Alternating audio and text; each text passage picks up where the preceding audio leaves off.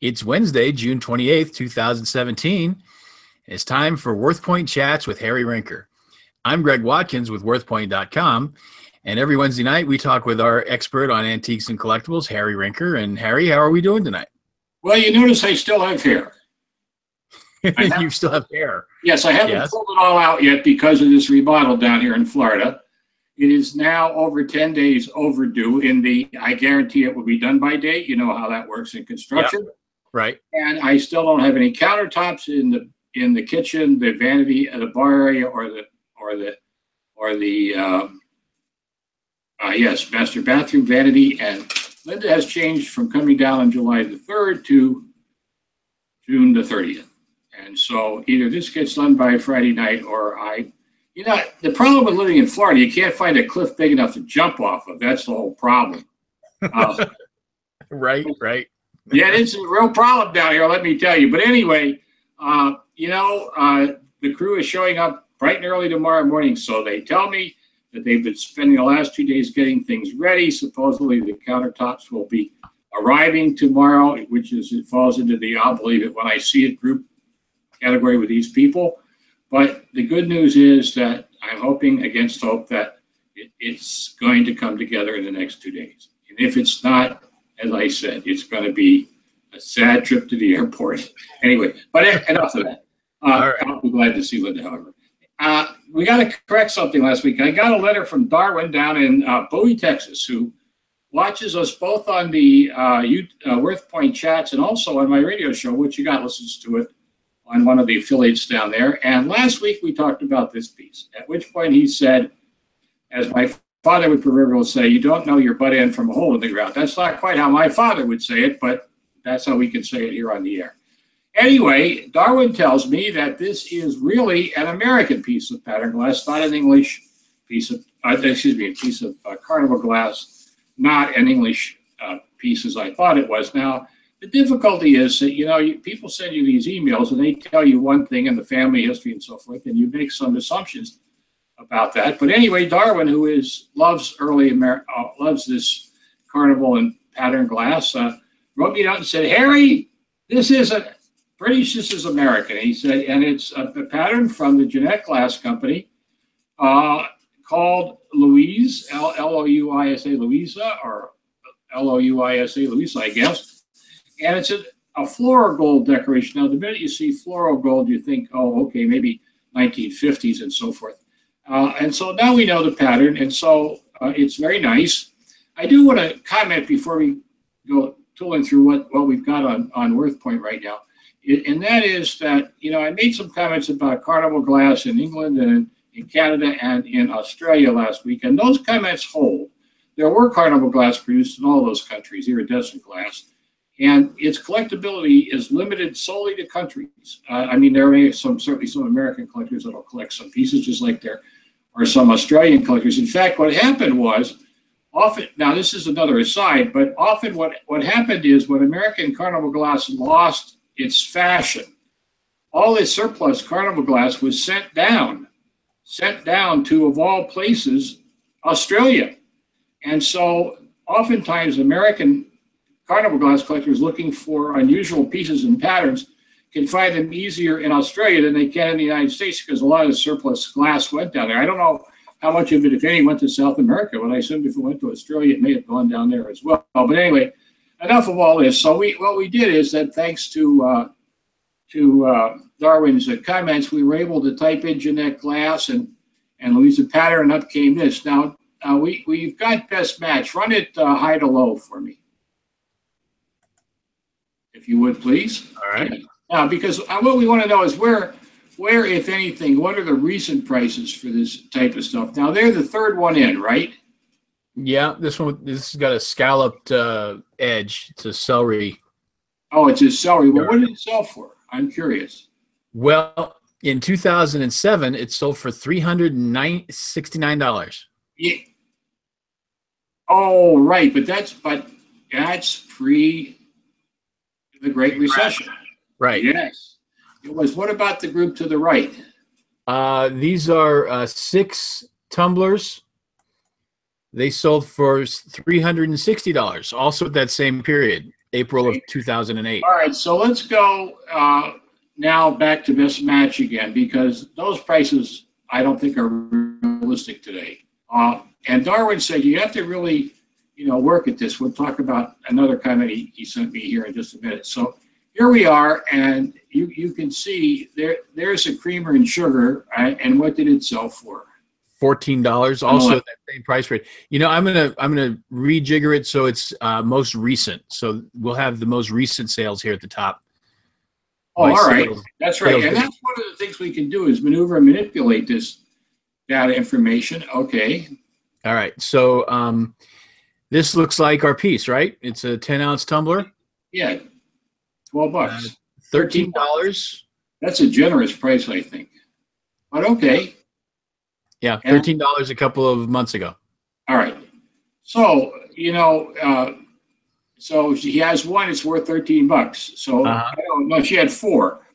Well, so, here's four of the smaller size, the 5 no, they're both 10 ounces. Okay, so these 4 sold for $16. Okay, how about so $4 a piece. How about the pitcher and glass set next to it there? That one is 48. 48. So you figure half the prices of the pitcher. So that's 24, about $6 a piece for the glasses. That seems more reasonable, although somebody may, if they needed one, would certainly pay a premium for it. But anyway, there you are. And so there we could see an interesting contrast between what prices were prior to the Great Recession and what prices may be after the Great Recession. And boy, this is why when you're out there searching, you've got to keep playing with that. Now, remember, our choices on this right are by sales date, from highest to lowest, lowest to highest, and best match, right? Correct. All right. So I want to thank Darwin, who sometimes thinks he's giving me the devil and says, what should I know? But the answer is I know a little about everything to be dangerous, and sometimes I'm more dangerous than other times. Now, Darwin also mentioned that we were talking about that carnival glass listener that wanted to know if there were tumblers to match a pitcher that she had, right? Right. And suggested she go to D. Dottie carnival glass page, ddotty.com, DDOTY.com, ddotty.com, or is it DTTY? I can't remember right now. But D. Dottie, I'm sure take a look there on that. Is it DDOTY or DOTTY? I think it's DOTY, isn't it? DDOTY.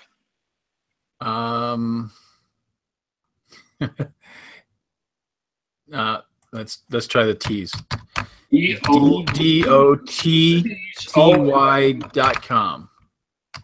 D. Dottie. Did it come up, or do you have to put a second key in there? No, that didn't come up. They got me some random. Oh, that's good. Oh, pardon. Did you get the two T's in? Let me try it again. www.ddotty.com.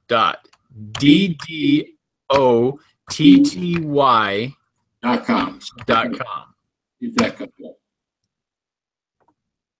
Nope, that's this Asian cartoon thing. Why can't we try it? Oh, go back and try www.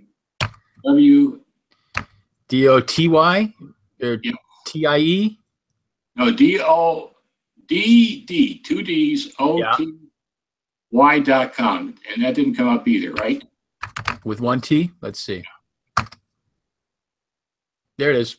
There it is, right. I thought so. Well, let me tell Darwin, thank you very much, Darwin. You didn't spell the blooming name. No.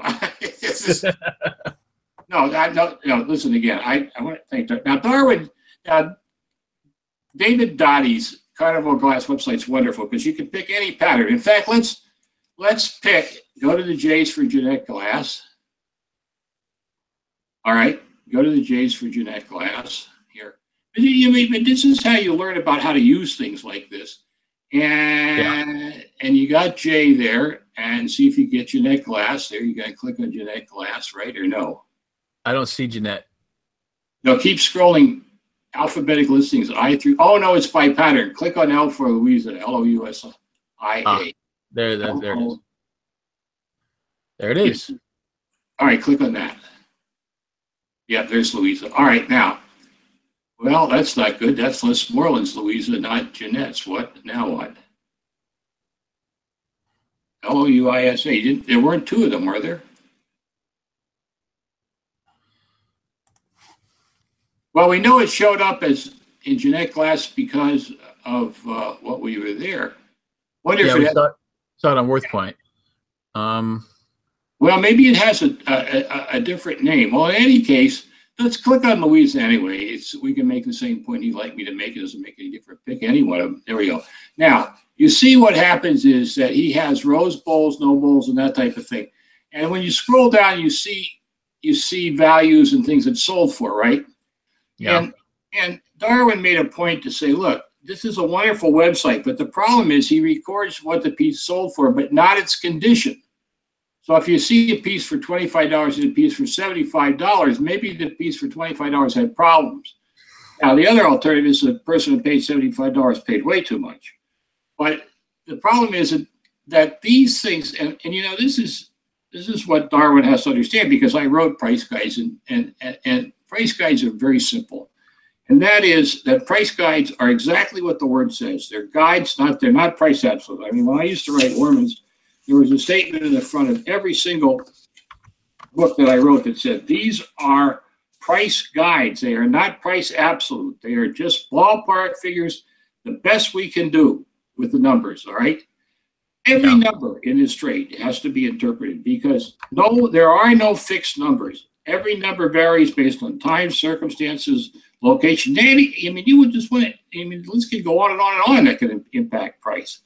So anyway, long and the short of all this simply is these sites are good places, just like WorthPoint is a good place to go. And as you can see with WorthPoint, you have to manipulate, move around, make sure you're aware of the date, and all the rest of that type of stuff. Well, enough of this. Anyway, here is this lady, and okay, now she knows that the pattern is Jeanette Glass's Louisa pattern and so forth. So we're going to go to the next item here, which, you know, who doesn't need this? Need one of these, right? You want to get this up here? Yeah, I'm getting to it. There it is. There it is. This is a pretzel can. Now, it doesn't look like a pretzel can, but this is a pretzel can from the Bachman Pretzel Company. Now, the Bachman Pretzel Company was located in Reading, PA. It's still around. It makes snacks food, but not pretzels anymore. Anyway, they did a number of specialized cans for their stuff, and obviously, since they're from Reading, Pennsylvania, Disselfinks and hex signs and the Amish people was a logical kind of thing. And you know, first of all, people saved pretzel cans. Pretzel cans were super because, first of all, you could recycle them and take them back and get them filled from certain stores. But the other thing was that they were great storage containers, and so they wound their way down the basement, and a lot of things got stored in them. And so people wind up with them. And so here's a really fun tin, it's definitely from the post-World War II period, and probably from the 60s or 70s or whatever.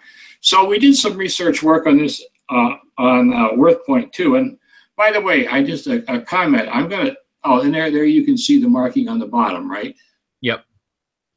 Yeah, Bachman pretzels and so forth. Well, anyway, let's go to WorthPoint, because I thought this can would be very common on WorthPoint and worth a little bit more of a premium. But yet, when you did the stuff, what people really liked were not the Pennsylvania German cans, but because I suppose if you weren't from Pennsylvania German, they're not as appealing.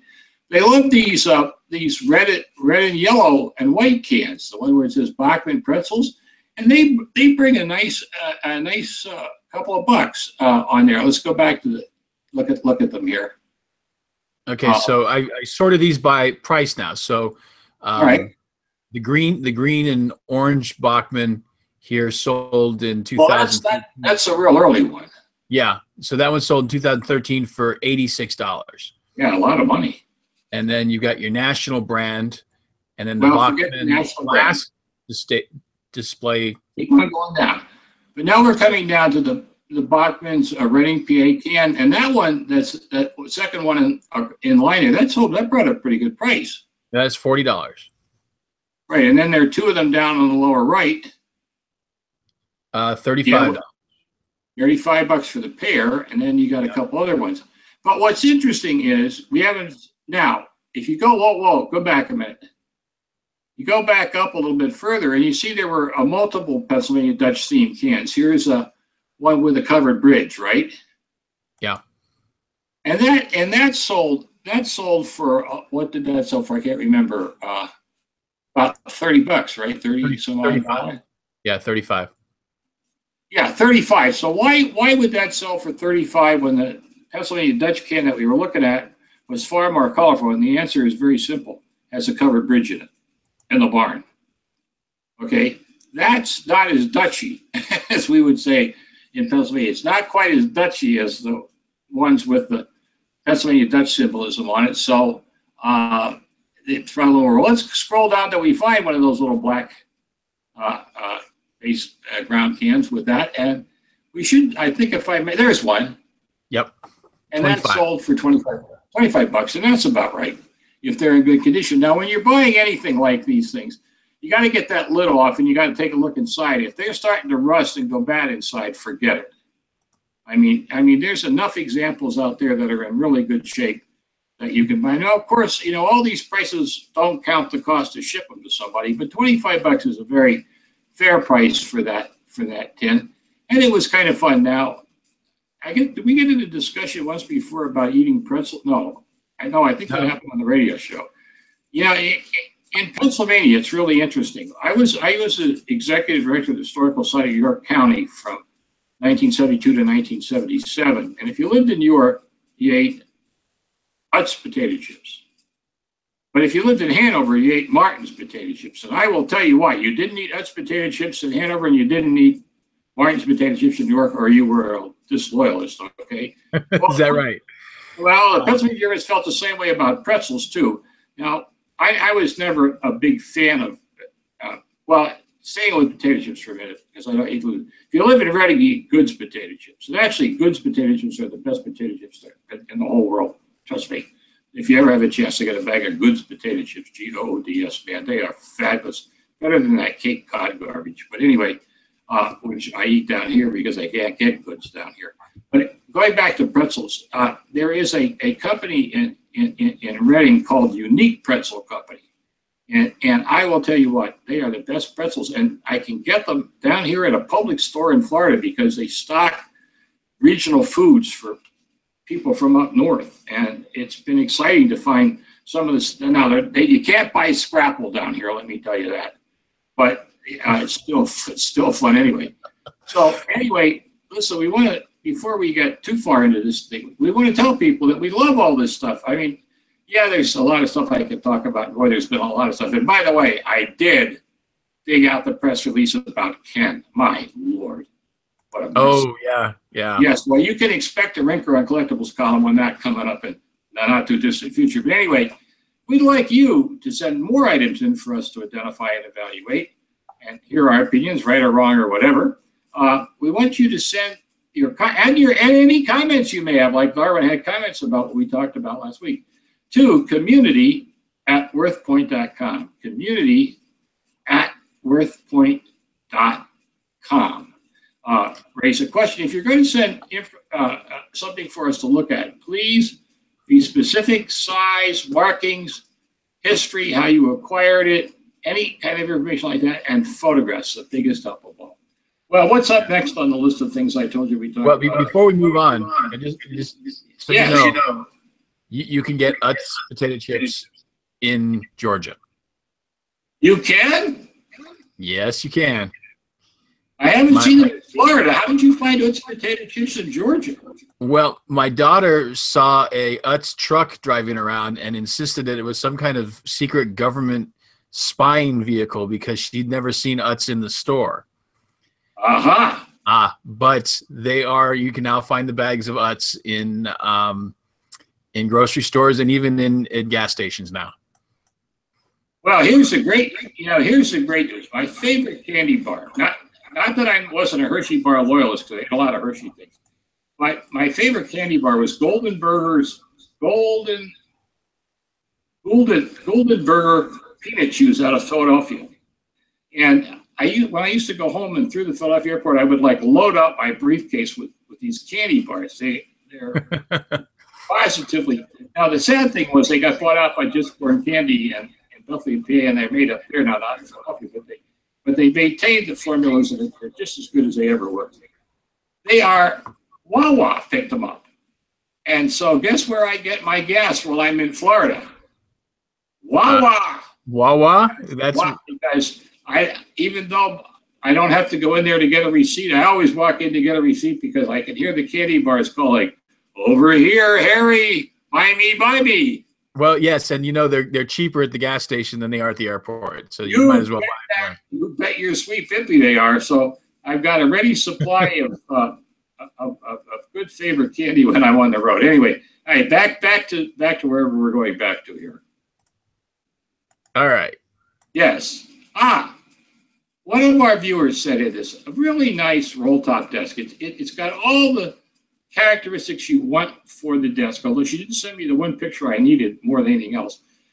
First of all, it's got a great S roll, what we call, instead of a quarter roll, which is like a quarter round, this one has a stake or an S roll, and that's a big plus in value on these. Furthermore, it doesn't have a typewriter drawer. It has separate drawers on each side. Now, by the time you got into the 20th century, the left side often had what looked like a drawers, but when you pulled it out, it was a platform for a typewriter. Okay, and you only had working drawers on the right-hand side. If you look at the side of it, you'll see that it's finished, right? Yes. We have some other pictures of this, right? Do we? No, this is the only one. That's the only one? The only one that was in the email that I got. Boy, that doesn't make any sense because there was a whole series of pictures with the email.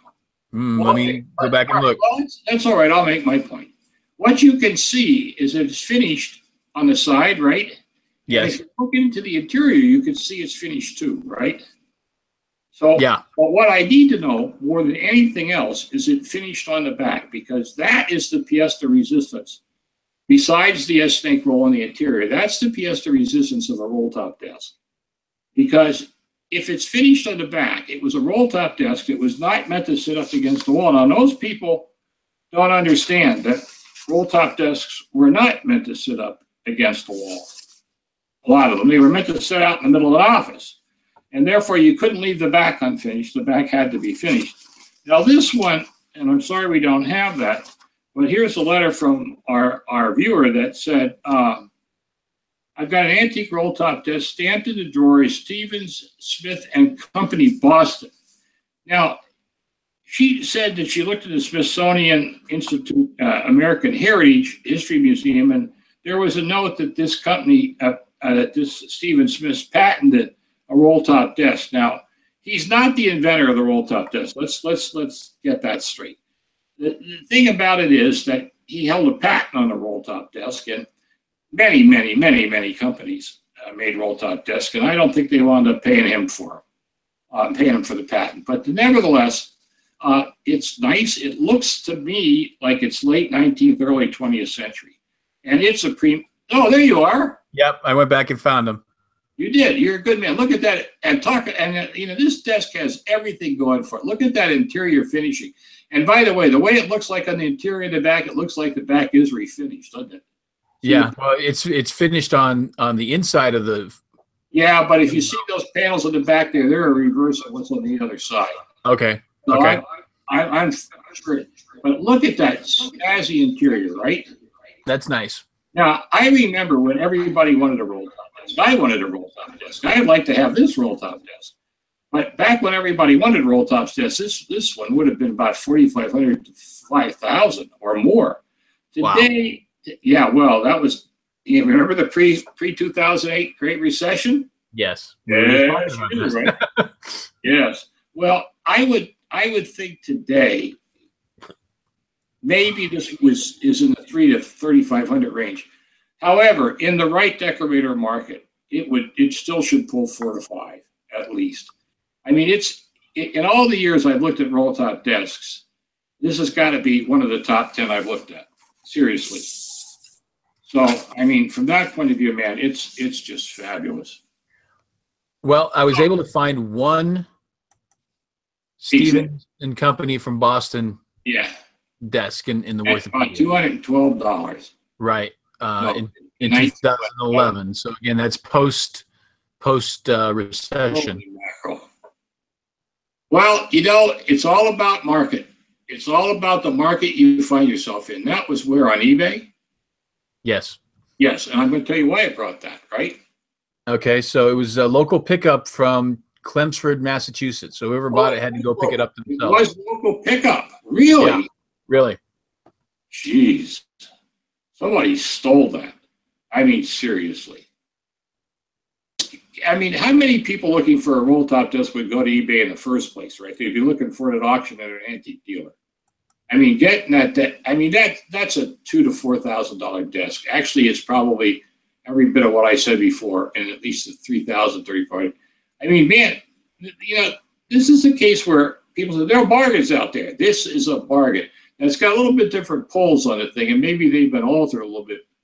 And it doesn't show the interior right either. It doesn't show the interior either, does it? Not very well. Those it does look like it's got. Did those have marble inlaid tops? No, that was been gussied with, which may be another reason why that is what it is. Okay. I think that got renovated at some point in time, and it's a shame. It looks like almost like the interior may have been taken out. Yeah. And well, you think and that hardware is also that could very well. Those aren't right, not period anyway, and therefore it could very well be that that's why that desk didn't bring much money. It was really messed with. Well, all right, enough of that. All right, but there's another case too, where if you had a desk and you went in there and saw that $212.50 price, and you didn't start making, comparisons, sorry, you lose money. Harry, you gotta have it apples to apples. This is not apples and apples to the desk we looked at earlier. Yeah. This is a desk that's been messed with. The interior's been gutted, a marble slab's been put in there, the hardware's been redone, and it's not a period desk by the time they got done with it. So it's still, I think, not a bad buy for that kind of money. In fact, it's a great buy for that kind of money, but it's not one you can use as a comparable to determine the price of the one we looked at. What else do we got in there? All right, so now we've got this little fun thing. Let me make it bigger. I want one really badly because Did you not have one when you were a kid? No. Did you wanted one? I want one now. Well, yeah. What? Right. I mean, I ask you, is that super? That's pretty sharp. Now, let's explain what this is. This is a Ford Gyron. This is a toy model of a car called the Ford Gyron. And it was made in Japan. It's made of tin, litho tin. And the Ford Gyron had a wheel in the front and a wheel in the back, like a motorcycle. And it had a gyroscopic system in it that stabilized the car when it was running. And then when it stopped, arms came down from stabilize it so it would stand upright so you get in and out of it. And this is a battery operated toy, and it was just absolutely fun to research this. I mean, you talk about all the joys of this one. This is a Ford Gyron toy. It's a tin battery operated car made in Japan in the early 60s, actually 1961, 62. It's based on a futuristic car first shown to the world in 1961 at the Detroit Motor Show as a concept car designed by futurist Sid Mead. Now, there were some other designers involved too. So what you can do is you can, first of all, if you want to know more about this, you can go up and to Wikipedia, which a lot of people say isn't a good one, but this one was fine, and read about the whole history of the Ford Gyron car. The tragedy was that it never went into production, of course, but they took it over to the Ford Motor Company, and there was a rotunda fire in 1962, and the rotunda at Ford and the car got burned up. Oh, too bad. Oh, I know. It breaks my heart. It breaks my heart. Well, we can go in. We can go into the Worthpedia and we'll see some that's sold. If you type in Ford Gyron plus car, and there they are. And there is one. Now, this is a case where the box is extremely critical to value. There were two color types actually, although you'd think there were three if you looked at the first one. But look at the box graphics. Fabulous box graphics. So that adds almost $7,500 to the car. The car came in two color schemes. One was red and black, and the other one was white with a red top. or well, a cream colored car with the red top, depending on how they photograph it, shows up the other way. And the control box could be either red or blue, but it had a steering wheel on it, and that's how it moved. The car moved forward and backwards. It didn't do much other than that, but that's what it did. But as you can see, a lot of them survived. I was astonished. What was fun to do in looking at it was a lot of them survived in England, and a lot of the listings on WorthPoint were from English eBay, which was kind of fun for me. Anyway, here's the thing: if you go on WorthPoint and you start making comparisons of examples without the box and stuff, you find they're in the $200, $250 range. Maybe if you get lucky and you find one in working order. And by the way, the one that fellow does work. You can find them for as low as $75 to $100, but more realistically, $200. They're in the $350 range and more. And interestingly enough, the white example with the red top and the box is about another $50 to $75 more, because it's a harder example to find. The long and the short of it, however, is those are good prices. And here we have more than ample proof on WorthPoint that those prices are solid. Yeah, if you go up on the net and you look at the dealers selling tin toys, and particularly this toy, one guy wants $500, another guy wants $900 for what? For the $500 for one without the box, the $900 for one with a box. Now, why would anybody pay those prices? If you're patient enough, you can get one off of eBay or one of the other sites for a much lower price. The other thing, and to be perfectly honest with you, these guys are selling pizzazz and whatever, and you've got to be careful out there of overpaying. I mean, you go to the top dealers, you pay top dollar, but sometimes you pay top dollars needlessly or not wisely. Let's put it that way, not needlessly, but not wisely. So anyway, most recent sales. You've got a cream and red one here for $131. But we don't know if it works. What's its condition? Does it say? It does not say. No, and you have to assume it does. And then there's one with a box here. I don't see the battery cord and the battery for it. See it? Yeah. Now there's one in the box, right? Right. That one's for $345. All right. Yeah, but that's the other model, and that's high. So, his 100 and a quarter, maybe a little bit more, is a good price. By the way, if you really want to do it and have a great deal of fun with this, go into Google and type in vintage futuristic toy cars, and you'll find out this is only one of several. You're going to do it, right? You're going to actually take my word and do it. You're a nice guy. Oh yeah. Yeah, there's an article in there from, let's see here, Modern. My legs are out here in the office here. Modernbear.net. Yeah, click on that article, and up will come all kinds of fabulous futuristic art. I mean, I'm ready to take $1,000 or a couple $1,000 out the bank and go hunting. They need. Look at those, aren't they? Yeah. Look at that one. Wow. I mean, seriously, man. Well, enough of all this. Again, we're done. I mean, it's fun. I will get back to some of my commentary in the not too distant future. But it's great that we're getting so many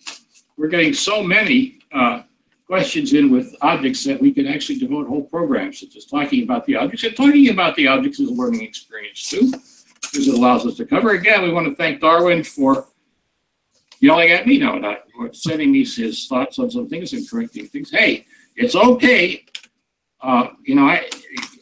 Darwin will learn that I don't respond. I will correct my mistakes, but I won't respond because my attitude is I've had my say, he said, he'd say, and now we're done.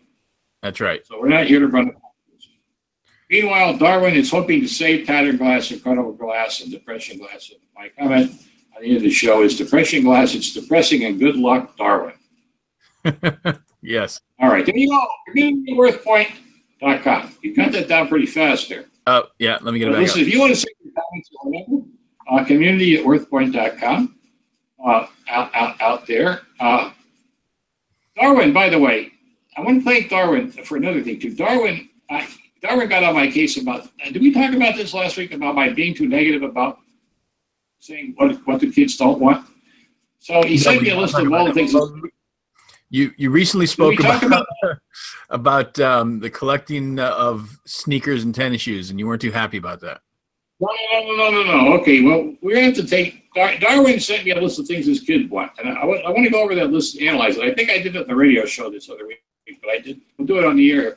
But then, to be fair, and I give Darwin credit for it, he said, "Well, now I'm going to send you a list of all things my kids don't want." and thank you, Darwin. Well, so you've been asking for that. Really nice. It was a nice long list, and I think he understood some of it, but you can sense his disappointment in some of the rest of them. So maybe we'll start out next week with that. Okay. And we will be doing. That sounds good. We will be doing this next week again. Now, there is a remote possibility I may be on the way north, he says, because there's nobody coming here to work on Saturday or Monday or Tuesday. So if any work doesn't get done by Friday, I stay and then leaving on Thursday to drive back north. But anyway, hopefully we'll do a show and we will have a lot of fun. Thank everybody for listening. And thank you for doing this. Okay, well, we'll see you next week then, Harry. Until then, yeah. Have a good night.